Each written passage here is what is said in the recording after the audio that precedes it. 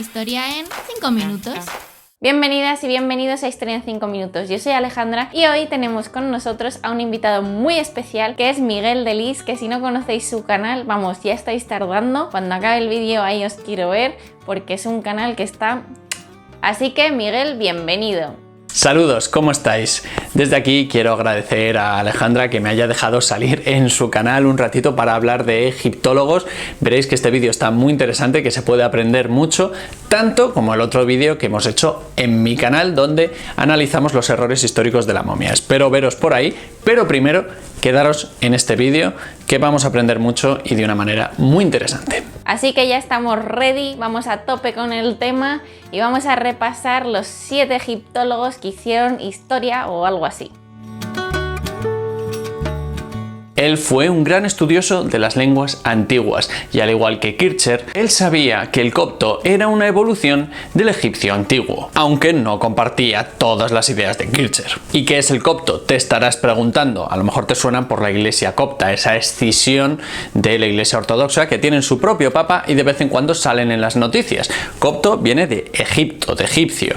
El copto, la lengua, es la evolución del egipcio tradicional. A partir de época ptolemaica, griegos y egipcios empiezan a mezclarse y el griego se convierte en la lengua oficial administrativa del Egipto ptolemaico. Debido a esta mezcla entre ambas culturas y lenguas, se idea el alfabeto copto para adaptar mejor los sonidos de la lengua egipcia que no existían en la griega. Esta lengua, que es una mezcla entre griego y egipcio, fue evolucionando y el alfabeto siguió en uso. Sin embargo, en el siglo VII después de Cristo, los árabes conquistan Egipto.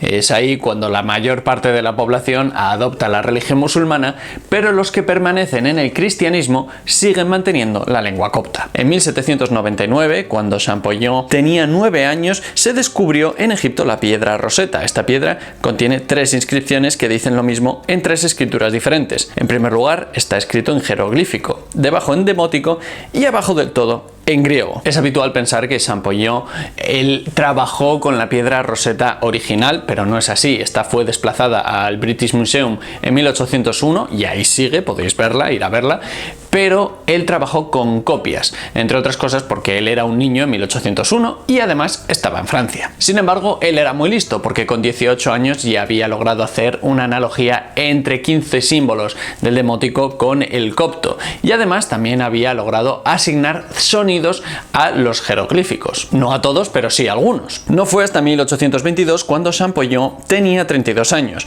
cuando publicó su carta al señor Dacier sobre el alfabeto de los jeroglíficos fonéticos, donde desvelaba muchos de los valores fonéticos que tenían unos signos. Esto fue gracias no solo a su conocimiento del copto, sino también a los nombres de los faraones dentro de los cartuchos que le permitió llevar a cabo su estudio de una forma más fácil. Al contrario de lo que se pensaba hasta entonces, el jeroglífico es una escritura fonética y los signos jeroglíficos no son ideogramas, aunque sí que es cierto que muestran elementos del mundo físico como son animales, partes del cuerpo humano, elementos astronómicos, figuras humanas, herramientas. Cada jeroglífico puede representar uno o más sonidos, es decir, un jeroglífico puede ser monoconsonántico, biconsonántico o triconsonánticos, aunque también hay algunos signos que no tienen sonido, como los determinativos, que indican simplemente el sentido de la frase. Y todo esto es lo que nuestro querido Champollion descifró. En 1826 pasó a ser comisario de la colección egipcia del Museo del Louvre y poco más tarde pudo visitar Egipto. En 1828 estudió en Egipto monumentos y yacimientos.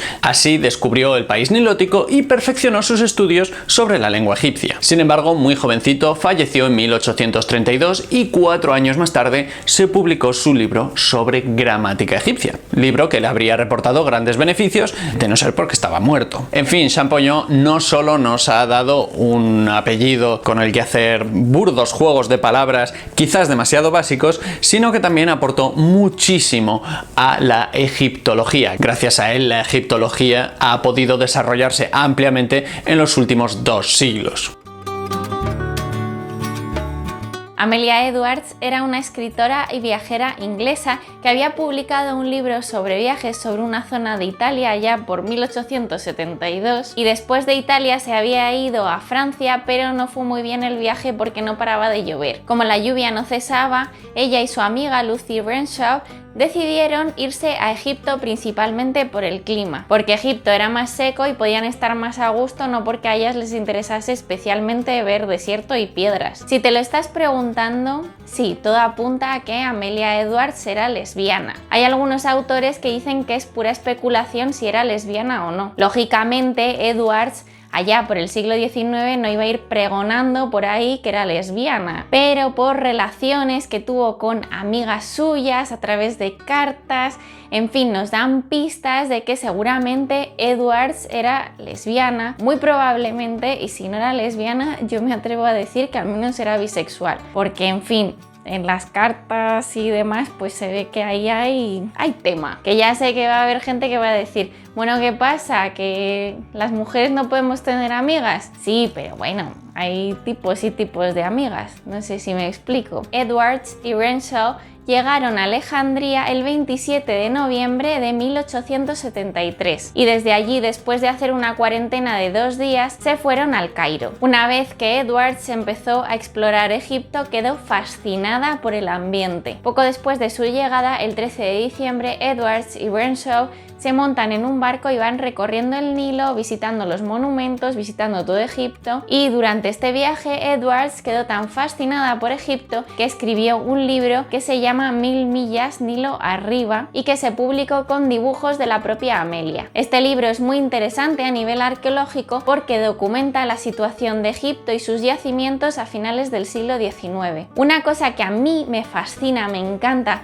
particularmente sobre Amelia Edwards, es que aunque ella vivió a finales del siglo XIX, se dio cuenta rápidamente del daño que hacían a los monumentos, a los yacimientos, ciertas prácticas, desde los turistas que grababan su nombre en monumentos hasta el expolio por parte de ciertos países y coleccionistas privados. Por este motivo, Amelia fundó la Egypt Exploration Fund. Este fondo lo que hacía era enviar exploradores a Egipto para documentar los yacimientos y poner en conocimiento al gobierno egipcio de su patrimonio arqueológico. En ningún caso su objetivo era el expolio del patrimonio. Uno de los exploradores y arqueólogos más famosos que fueron dentro del marco de la Egypt Exploration Fund fue Flinders Petrie, que a lo largo de su vida hizo una gran labor arqueológica a lo largo de todo Egipto. Por lo tanto, Amelia Edwards no solo fue una de las pioneras de la egiptología, sino que también fue una de las pioneras de la protección del patrimonio arqueológico, así como del rigor científico dentro del trabajo de campo.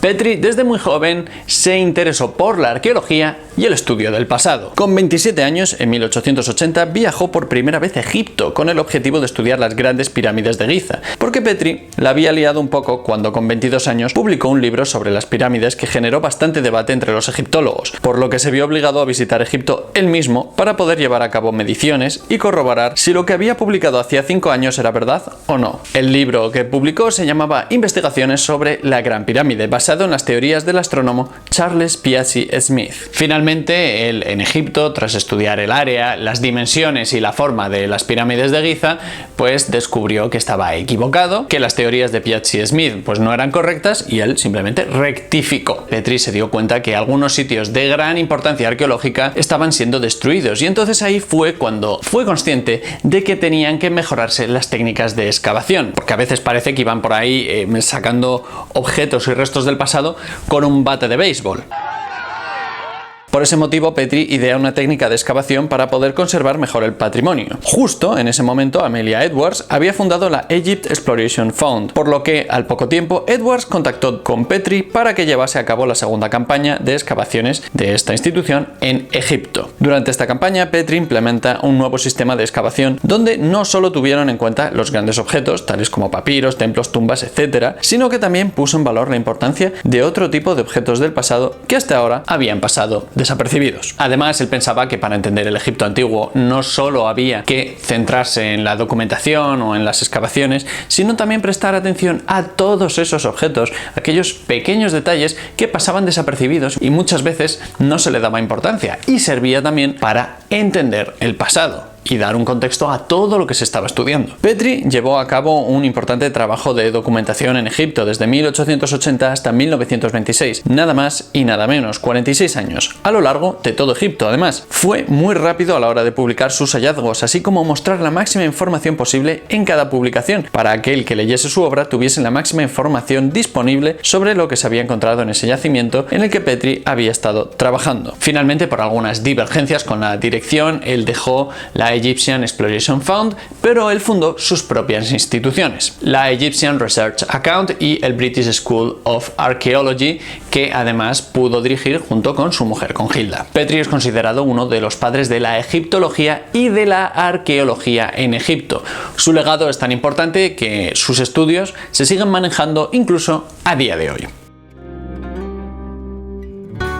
Los Garys Davis fueron un matrimonio de egiptólogos muy importantes del siglo XX. De hecho, Nina y Norman se conocieron en Egipto y se casaron allí en 1906, y juntos hicieron grandes contribuciones a la investigación egiptológica. Norman de Garys Davis llegó por primera vez en 1897 a Egipto para trabajar con Petrie. Posteriormente, dirigió su propia exploración en la tumba de Ptahhotep, proyecto financiado por el Egypt Exploration Fund. Norman era principalmente dibujante y copista de obras egipcias, un gran apasionado del arte egipcio. Como has podido apreciar a lo largo del vídeo, estos primeros exploradores egiptólogos eran grandes aficionados del dibujo, ya que en esa época no estaba tan extendido el uso de la fotografía como lo está hoy en día, aunque sí que es cierto que algunos egiptólogos ya empezaban a hacer fotografías, pero recuerda que no es como hoy en día. Al fin y al cabo, el dibujo te da un nivel de detalle que no otorgaba la fotografía en aquel momento, entre otras cosas porque la fotografía era en blanco y negro. Tras finalizar el proyecto de la tumba de Ptahhotep, Norman se fue a documentar la decoración de las tumbas de Amarna en 1902. Después de Amarna, el Met le contrató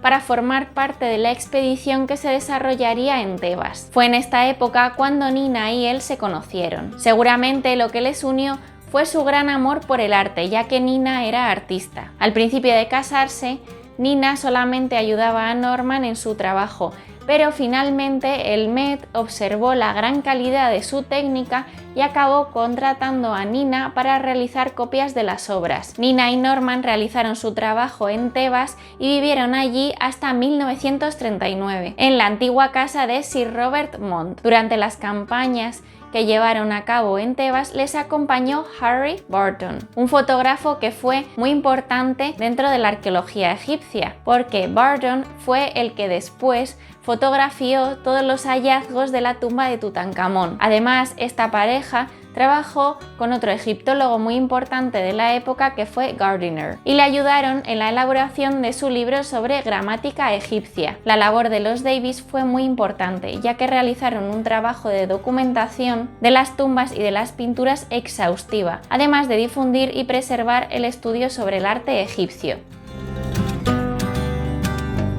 Lepsius fue un arqueólogo muy importante cuyo legado sigue teniendo importancia incluso hoy en nuestros días. Quizá la mayor aportación de Lepsius a la egiptología fue la demostración de que Champollion acertó a la hora de descifrar los jeroglíficos, aunque hoy en día no cabe ninguna duda de que Champollion hizo traducciones adecuadas, aunque a principios del siglo XIX se ponía en duda. Lepsius lo que hizo fue matizar un poco estas investigaciones, darles forma y añadir más información. Básicamente amplió el trabajo del egiptólogo francés. Lepsius dirigió la expedición prusiana en Egipto, que fue encargada por el rey Federico Guillermo IV. Esta expedición llegó a Egipto en 1842 y se dedicó al estudio de los diferentes monumentos y a perfeccionar las investigaciones previas sobre el antiguo Egipto. La expedición estuvo recorriendo y estudiando el antiguo Egipto durante 4 años.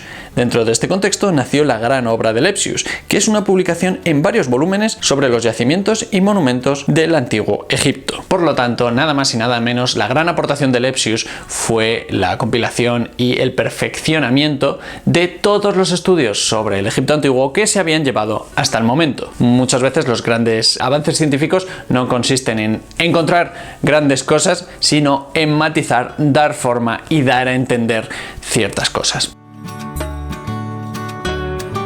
Aunque Howard Carter es muy conocido por el descubrimiento de la tumba de Tutankamón, lo cierto es que su trabajo como egiptólogo va muchísimo más allá. Carter tuvo su primer trabajo como egiptólogo con tan solo 16 años, en la exploración de Newberry en Beni Hassan, que estaba financiada por la Egypt Exploration Society. Su primer trabajo simplemente consistió en hacer copias de las escenas de las tumbas de Beni Hassan, porque iba en condición de copista, de dibujante, como hicieron otros muchos egiptólogos antes que él. Poco después, Carter pasó a ser aprendiz de Petrie en las excavaciones que se llevaron a cabo en Amarna. Tras finalizar su trabajo en Amarna, y se fue al templo de Hatshepsut con el objetivo de documentar la epigrafía del lugar del templo. En 1899, Gastón Maspero, el director del Servicio de Antigüedades por aquel entonces, quiso reorganizar la estructura del servicio para que hubiese dos inspectores jefe, uno del Bajo Egipto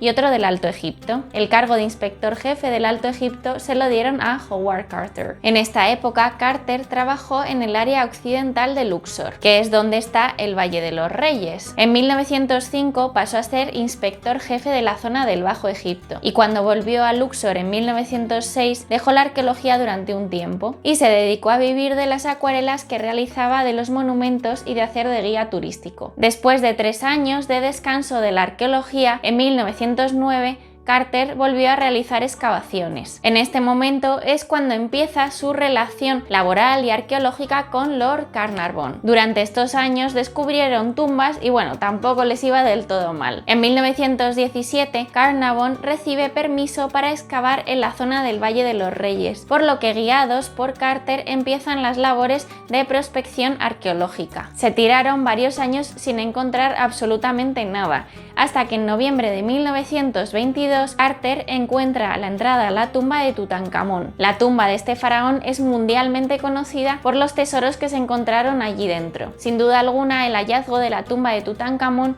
fue un gran hito dentro de la arqueología, pero ya sabéis que a mí me gusta decir que no todos son grandes tesoros dentro de la arqueología, porque realmente muchas veces nos da más información un trozo de cerámica, aunque la cerámica sea muchísimo menos glamurosa. Sin embargo, Carter supo hacer una gran labor de difusión de su hallazgo, una gran labor de marketing, y todavía a día de hoy podemos observar las fotografías de su descubrimiento. La contribución de Carter a la egiptología y a la arqueología no solo pasa por ser el descubridor de la tumba de Tutankamón, también por ser uno de los primeros arqueólogos que llevaron un trabajo exhaustivo en la zona de Tebas y por los magníficos dibujos que realizó. Muchas gracias a todos por haber visto este vídeo, muchas gracias Miguel por participar en este vídeo. Abajo en descripción tenéis el link al vídeo de su canal, Gran Análisis de la Momia, y nos vemos pronto por aquí en Historia en 5 minutos. ¡Hasta luego!